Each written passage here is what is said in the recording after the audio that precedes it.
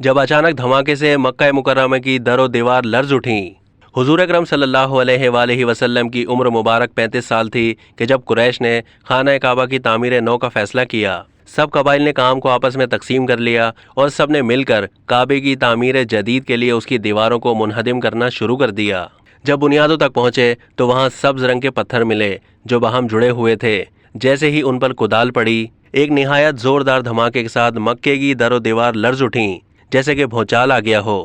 اس کے بعد کام فوری طور پر روک دیا گیا۔ سیرت ابن ہشام جلد 1 صفحہ نمبر 198 کے مطابق اس واقعے کے چند روز بعد مشورے سے پرانی بنیادوں پر کام شروع کرنے کا فیصلہ کیا گیا۔ خانہ کعبہ کی تعمیر کے بعد حجر اسود کی تنصیب کے مسئلے پر مکے کے سرداروں میں شدید اختلاف پیدا ہو گیا۔ ہر سردار کی خواہش تھی کہ یہ اعزاز اسے نصیب ہو۔ اس سے پہلے کہ خون خرابے کی نوبت آتی، ایک بزرگ نے تجویز پیش کی کہ جو شخص کل صبح سب سے پہلے مسجد حرام میں داخل ہو اسے مصنف مان لیا جائے۔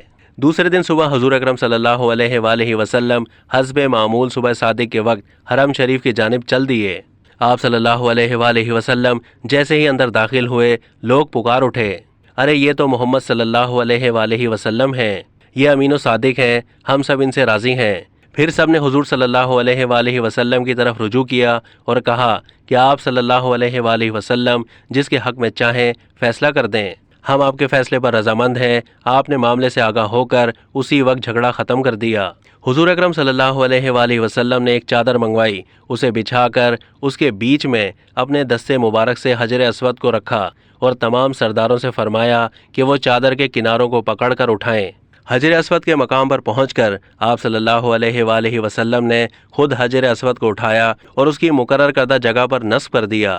اس فیصلے سے پوری قوم مطمئن اور خوش ہو گئی اور اس طرح ایک بہت بڑا خونی تنازع ظہور پذیر ہوتے رہ گیا۔ اب تک کے لیے اتنا ہی۔ مزید معلومات کے لیے ڈیلی جنگ کے یوٹیوب چینل کو سبسکرائب کیجیے۔